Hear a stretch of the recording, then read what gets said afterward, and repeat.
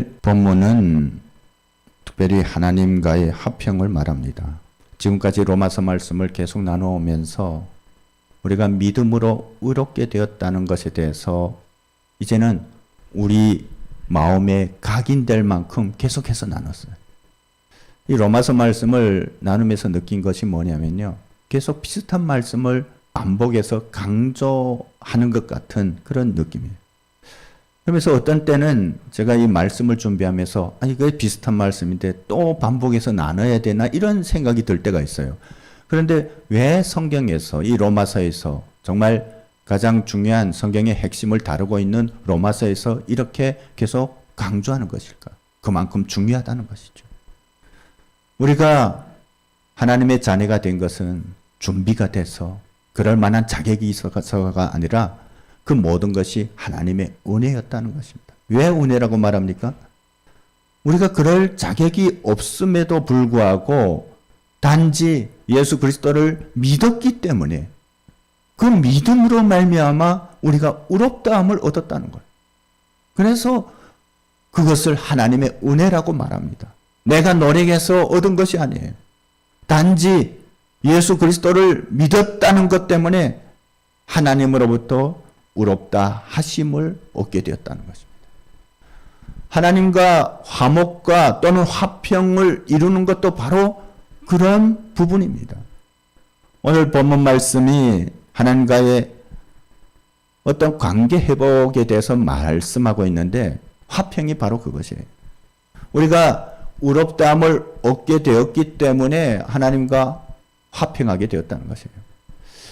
여러분 여기서 자칫 잘못하면 우리가 하나님과 화평할 만한 어떤 인격으로 성장했기 때문에 또는 그런 변화가 있었기 때문에 하나님과의 화평을 누릴 수 있는가 보다라고 자칫 착각할 수가 있어요.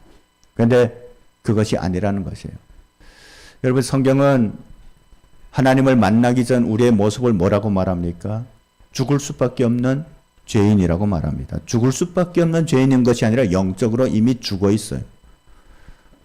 우리가 하나님 말씀에 불순종함으로 인해서 죄가 이 땅에 들어왔습니다. 우리는 하나님의 형상으로 지음받았지만 하나님의 능력을 다 받았었지만 우리의 욕망으로 인한 죄악 때문에 우리는 죽을 수밖에 없었다는 거예요. 여러분 죄인이 되었다는 것은 거룩하신 하나님과 함께 할 수 없다는 것을 말합니다. 그러니까 하나님을 떠날 수밖에 없었고 그 죄의 삭은 죽음으로 맞게 된 것이에요. 우리는 죽을 수밖에 없는 존재였어요. 그런데 우리가 하나님과의 관계를 회복하려면 어떤 그 의에 이뤄야 되는데 성경은 분명하게 말씀합니다. 의인은 없나니 하나도 없으며. 그것은 뭘 말하냐면 의를 이룰 수 있는 그런 사람이 하나도 없다는 거예요. 우리가 의를 이룰 수 있을 만큼 어떤 그런 여지를 가지고 있는 것이 아니라는 거예요. 이미 우리는 타락할 대로 타락했다는 거죠. 그런 삶에는 소망이 없어요. 하나님을 구할 수가 없어요. 찾을 수가 없어요. 스스로 하나님의 의에 이룰 수가 없습니다. 그래서 그런 우리를 위해서 하나님께서 자신의 독생자이신 예수 그리스도를 이 땅에 보내신 것입니다. 우리의 모든 죄를 대신 지시고 십자가에서 죽으신 것이에요. 그래서 이제는 우리가 예수 그리스도를 우리의 구주로 믿을 때 하나님으로부터 의롭다 함을 얻게 되고 하나님의 자녀가 되고 하나님과 화목하게 되었다는 것입니다. 여러분 이 말씀은 무슨 말이냐면 우리가 화목하게 될 만큼 내적인 변화를 가져와서 하나님과 화목하게 된 것이 아니라 이것은 하나님의 은혜라는 것이에요. 오늘 성경에서 말씀하고 있는 이 화평은 바로 그런 것입니다. 그러면 우리가 구원을 받았으니 하나님과 화목하게 되는 그런 자리에 설 수 있게 되었으니 우리의 삶은 분명히 새롭게 될 수 있어야 된다는 것이에요.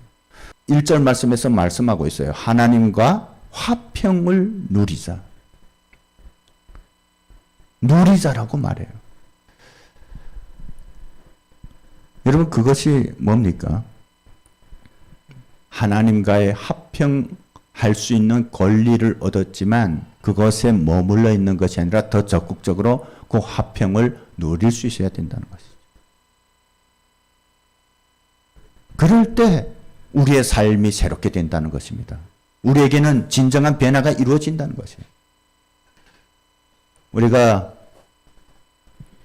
오랫동안 교회에 다니신 분들은 그런 용어를 알고 있죠. 이신칭의, 이신득의. 그것이 무슨 말입니까? 단지 우리가 예수 그리스도를 믿을 때 의롭다함을 얻었다는 것이에요.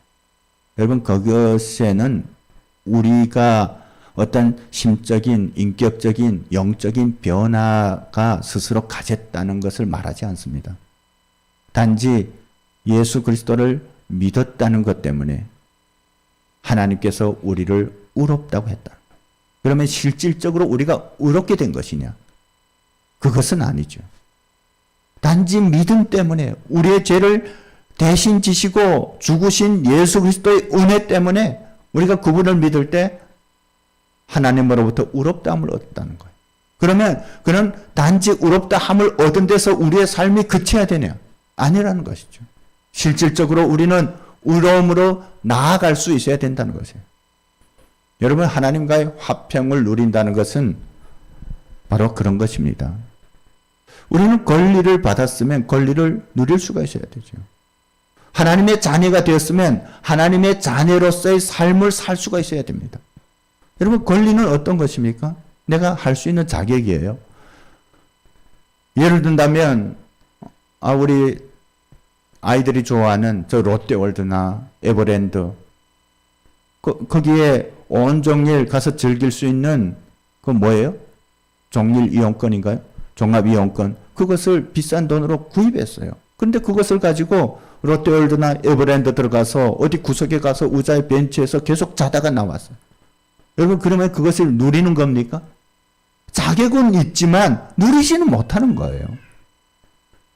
여러분, 우리가 하나님과 화평하게 되었지만 하나님과의 화평을 누리는 것은 다른 문제예요. 성경은 오늘 우리에게 그것에 대해서 말씀하는 것입니다. 안타깝게도 많은 그리스도인들이 하나님과의 화평을 누리지 못하고 있다는 것입니다. 그리스도의 보혈로 우리가 죄악의 사슬에서 해방되었는데 여전히 어떤 것인가 묶임을 받은 것처럼 살아간다는 것이에요. 여러분, 우리는 분명히 하나님으로부터 자유함을 얻었습니다. 우리를 묶고 있는 모든 죄악의 사슬에서 노임을 받았습니다. 그런데 이제는 자유로운데, 그런데 살아가는 것을 보면 여전히 어떤 것이 얽매여 있는 것처럼 살아간다는 것이에요. 그래서 마음이 행복하지 못해요. 감사하지 못해요. 우울하고 좌절하고 넘어지기도 합니다. 근심과 걱정, 슬픔으로 가득 차 있습니다. 하나님의 백성으로서의 즐거움을 찾아볼 수가 없어요. 왜 그렇습니까?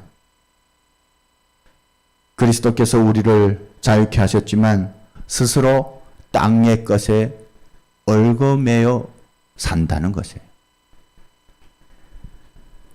여러분, 하나님께서 우리에게 자유를 주신 것은 우리로 하여금 하나님의 영광을 보게 하기 위해서입니다. 우리가 그리스도의 보혈로 의롭게 되고 하나님과 화평하게 되었기 때문에 2절 말씀처럼 이제는 하나님의 자녀로서 당당히 하나님의 영광을 볼 수 있다는 것이에요. 여러분, 우리가 자녀가 되었으면 아버지를 만날 수 있어요. 쉽게 계속 대면할 수가 있어요.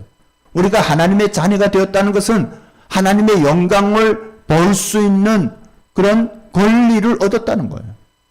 그리고 오늘 이 말씀에서 보면 그 영광을 보게 될 때 그 영광이 영원한 하나님 나라에서 우리도 누리게 될 영광임을 알게 된다는 것이에요. 여러분, 우리가 그냥 하나님의 영광을 바라보며 그것은 우리와 상관없는 그런 것으로 받아들이는 것은 잘못돼요.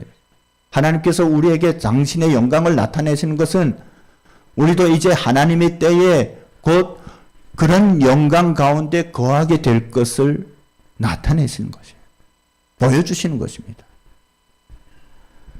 베드로전서 5장 4절에 보면 우리가 바른 믿음의 삶을 살게 될 때 목자장이 나타내실 때에 시들지 아니하는 영광의 관을 얻으리라고 말씀하고 있어요. 여러분, 우리가 하나님을 믿는다는 것은 엄청난 것입니다. 우리가 이 땅에서는 상상도 할 수 없는 그런 하나님의 영광을 우리도 잊게 된다는 것이에요. 이제 영원한 하나님 나라에서 우리가 하나님과 함께 할 때 우리도 주님처럼 영광스럽게 된다는 것이에요. 이렇듯 하나님과의 화평을 누리는 삶은 하나님 나라에서의 영광을 소망하기 때문에 즐거울 수밖에 없다고 성경은 말씀하고 있습니다. 하나님과의 화평을 누리는 삶은 환난 중에서도 즐거워할 수 있는 삶입니다. 실은 여러분 생각해 보면 환난과 즐거움은 너무 어울리지 않아요. 그렇죠? 어떻게 환난을 당하는데 즐거울 수가 있습니까? 너무 상반되는 것이에요. 여러분, 누가 핍박을 당하는데 즐거울 수 있겠습니까? 누가 육체의 고통을 당하는데 즐거울 수 있겠습니까? 누가 사방이 꽉 막힌 절망적인 상황에서 웃을 수 있겠습니까? 많은 사람들이 자기에게 닥친 환난 때문에 좌절하고 슬퍼합니다. 지금 조금만 주변을 돌아보면 그렇게 사는 사람들이 너무 많은 거예요. 여러분, 환난 가운데 좌절하고 슬퍼하는 것은 어쩌면 마땅한 반응이라고 할 수가 있습니다. 우리는 연약한 인생이에요. 육체예요. 하지만 성경은 반드시 그런 것이 아니라고 말씀하고 있죠. 환난 중에서도 즐거워할 수 있다고 말씀합니다. 실제적으로 많은 믿음의 선진들이 그렇게 살았다고 증거하고 있습니다. 그들은 고난과 역경 가운데서도 영원한 하나님 나라의 소망을 바라보면서 즐겁게 살았다고 증거하고 있습니다. 많은 믿음의 선진들의 삶을 보면 정말 역경과 그런 고난으로 가득 차 있었어요. 그런데 그들은 그런 상황 가운데서도 좌절하지 않았습니다. 넘어지지 않았습니다. 불평하지 않았습니다. 오히려 하나님으로 인하여 감사하고 즐거운 삶을 살았다는 것이에요. 여러분, 이 로마서를 집필한 사도 바울이 바로 그런 삶을 살았습니다. 우리가 이 서신서들을 보면 이 서신서에 사도 바울이 쓴 서신들이 많은데 거기서 기쁨에 대해서 많이 강조하는 것을 볼 수가 있어요. 특히 우리가 잘 알고 있는 빌립보서는 기쁨의 서신이죠. 여러분, 빌립보서가 사도 바울이 어떤 상황에서 썼습니까? 바로 지금 감옥에 갇혀 있으면서 쓴 것이에요.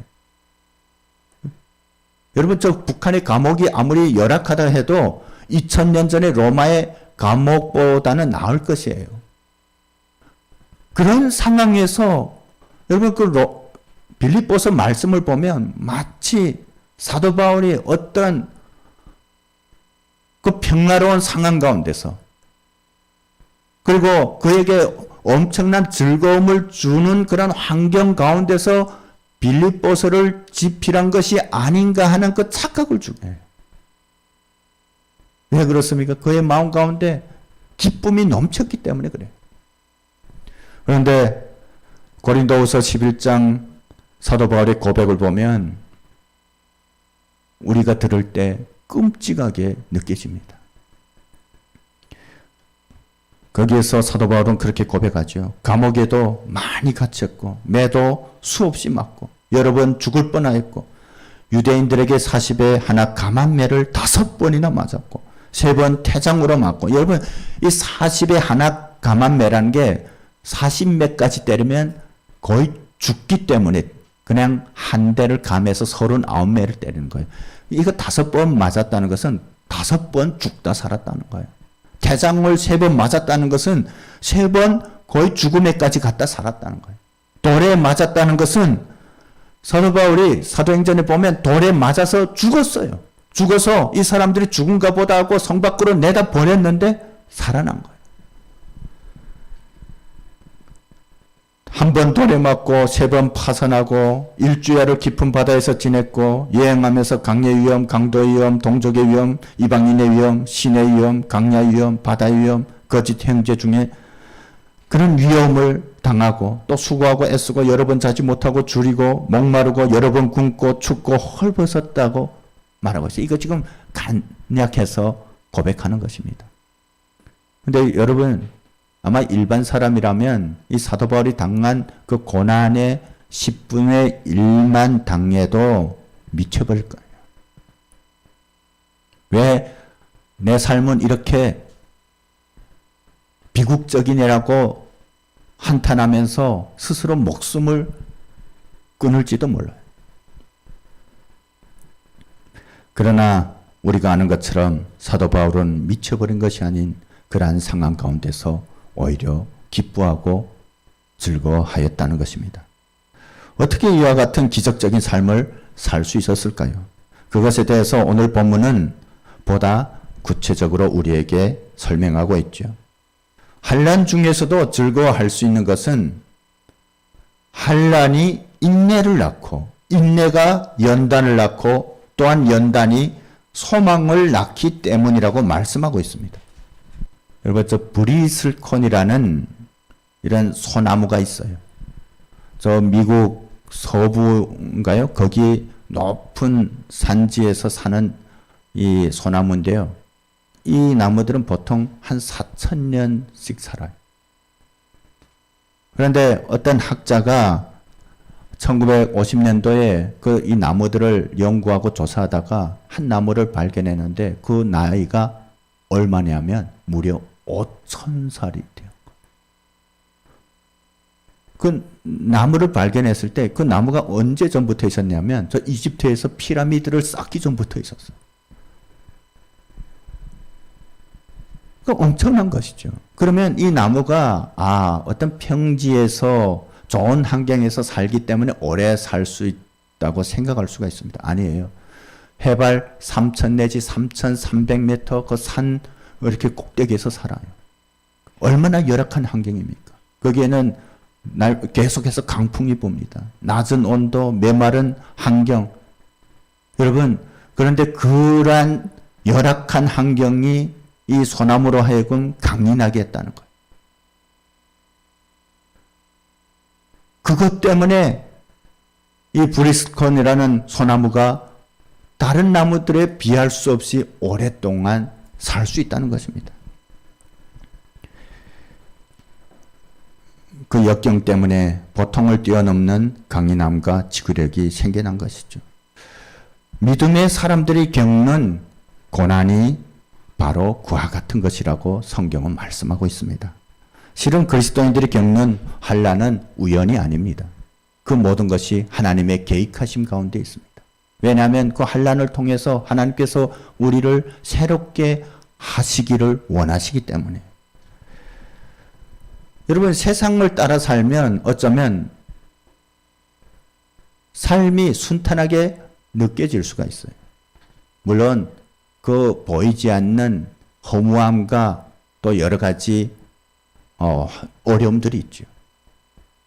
그런데 하나님을 믿는 것은 세상을 거스르는 삶입니다. 때문에 때로는 우리가 예견하지 못한 그런 환난을 하나님을 모르는 사람보다도 더 많이 받을 때가 있다는 것입니다. 하지만 하나님께서는 그러한 상황을 통해서 우리를 새롭게 하시고 우리로 하여금 하나님께서 우리에게 약속하신 그 영원한 소망을 보게 한다는 것이에요. 우리가 잘 알고 있는 욥의 인생이 바로 그것입니다. 여러분 욥은 아무런 이유 없이 엄청난 고난을 받았어요. 그런데 이 욥이 그 고난이 마쳤을 때 한 놀라운 고백이 있습니다. 물론 그전에도 욥의 신앙은 다른 사람들에 비할 바 없이 좋은 신앙이었어요. 그런데 이 고난을 통해서 욥기 42장 5절 말씀에 보면 그런 욥의 고백이 있습니다. 내가 전에는 귀로 주님을 듣기만 하였는데 이제는 눈으로 주님을 볼 수 있었다. 여러분, 우리가 하나님의 영광을 본다는 것은 바로 그런 것이에요. 하나님의 영광을 우리가 아무런 믿음의 성장이 없이 그렇게 볼 수 있는 것이 아니라는 것이에요. 우리가 하나님의 화평 안에서 그 화평을 누릴 때 우리가 그 놀라운 영광 안에 거할 수 있다는 것입니다. 여러분, 결과적으로 뭡니까? 우리가 왜 환난 중에서 즐거워할 수 있습니까? 오늘 이 말씀에 따르면 환난은 인내를 낳고 인내는 연단을 낳고 연단은 소망을 갖습니다. 그러니까 결국은 환난이 소망으로 귀결되는 것이에요. 세상 사람들에게는 환난이 좌절과 절망으로 귀결되지만 우리 그리스도인들에게는 환난이 소망이 된다는 것이에요. 그래서 우리는 즐거워할 수밖에 없습니다.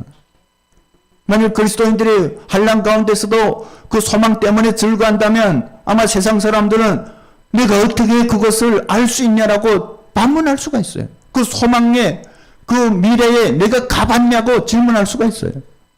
안 그렇습니까? 세상은 증거를 요구합니다. 그런데 오늘 말씀에 보면 하나님께서는 우리에게 분명한 증거를 말씀하고 있습니다. 그것이 다름 아닌 우리를 향한 하나님의 사랑이라는 것이에요. 우리가 환난 가운데서도 소망으로 인해 즐거워할 수 있는 것은 그 증거가 바로 하나님의 사랑이라는 것이에요. 그 사랑이 어떤 것입니까? 우리를 위해서 아낌없이 주신 사랑. 오늘 본문에 있는 것처럼 의인을 위해서 죽는 사람이 없고 선인을 위해서 혹 죽을 수도 있지만 의인도 아니고 선인도 아닌 죄인이었는데 하나님과 원수가 되었는데 그 원수 되었던 우리 인간들을 위해서 하나님께서 죽으셨다는 거예요. 여러분, 그보다 더 큰 사랑이 어디 있어요? 여러분, 그것이 바로 증거라는 것이에요. 우리에게 하나님께서 약속하신 증거라는 것이에요. 우리에게 약속하신 영원한 하나님 나라에 대한 증거라는 것이에요. 그보다 더 큰 증거가 어디 있겠습니까? 아무리 세상에서 이렇게 종이에다가 글 쓰고 도장을 찍고 소용없어요. 그 영광의 하나님께서 죄인이었던 우리를 위해서 십자가에서 죽으셨다는 것이에요. 때문에 우리는 환난 가운데서도 그 소망으로 인해서 즐거워할 수 있다는 것입니다. 11절 말씀을 우리가 함께 읽어보면 좋겠습니다. 시작. 그뿐 아니라 이제 우리로 화목하게 하신 우리 주 예수 그리스도로 말미암아 하나님 안에서 또한 즐거워하느니라. 여러분, 하나님께서 우리를 부르신 것은 주님 안에서 자유를 얻고 주님께서 주신 영원한 소망 때문에 우리의 삶이 즐거워할 수 있기 때문이에요. 하라고 우리를 부르신 것이에요. 예수님을 믿으면서 구원을 받았으면서도 우리가 마음이 우울하고 좌절하고 넘어지고 슬픔으로 가득 차 있다면 그것은 무슨 소용이 있겠습니까? 우리가 영원한 하나님 나라에서 주님과 함께 영원한 즐거움을 누리지만 또한 하나님께서는 이 땅에서도 하나님의 백성들이 하나님과 함께 즐거워하시기를 원하십니다. 그것은 주님과의 화목을 우리가 이 땅에서 누릴 때 가능한 것이라고 말씀하십니다. 결국 우리가 믿음으로 세상을 이긴다는 것은 그리스도 안에서 그 하나님과 영원한 즐거움에 참여할 때 가능한 것이에요. 세상 사람들이 볼 때 믿는 사람들이 우울하고 슬프고 좌절하면 그것이 무슨 승리하는 삶이겠습니까? 환난 가운데서도 웃을 수 있을 때, 즐거워할 수 있을 때 그것이 바로 믿음으로 인한 승리자의 삶입니다. 저는 우리 새명나루교회 모든 성도님들이 그런 삶을 살았으면 좋겠습니다. 여러분, 억지로 즐거워하라는 것이 아니에요. 믿음의 확신을 가지고 영원한 나라를 소망할 때 하나님께서 우리에게 그러한 즐거움을 주십니다. 그래서 우리가 만났을 때 얼굴에 정말 천사같이 빛이 나고 기쁨과 즐거움이 가득하고 그런 삶을 살았으면 좋겠습니다. 그래서 세상 사람들이 보면 야, 저 믿는 사람들이 뭔가 다르다. 로또가 당첨됐나? 근데 아니에요. 어떤 특별한 일이 일어나지 않았는데 단지 믿는다는 것 때문에 하나님의 자녀가 되었다는 것 때문에 그렇게 행복하고 즐거울 수 있다면 여러분 그것이 믿음의 성공이에요. 그런 믿음을 가지고 이 한 주간 또 행복하시기를 바랍니다. 우리의 모든 삶 가운데서 하나님의 즐거움이 넘치시기를 주님의 이름으로 축복합니다.